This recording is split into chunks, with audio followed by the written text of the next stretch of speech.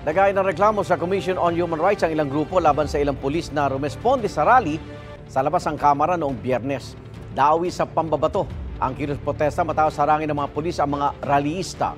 Panawagan noon ng mga nasa kilos protesta, panagutin ang mga umunoy ng urakot sa pondo ng bayan. Ang rally ay kasabay ng budget hearing ng Department of Public Works and Highways na siyang umahawak sa mga kinukwestyong flood control projects.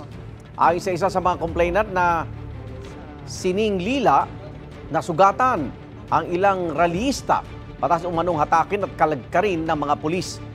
Una nang sinabi ng Quezon City Police District na magsasampa rin sila ng reklamo laban sa ilang nagkilos protesta. 8 tauhan daw nila ang nasaktan sa naturang rally. Igan, mauna ka sa mga balita, mag-subscribe na sa GMA Integrated News sa YouTube para sa iba't ibang ulat sa ating bansa.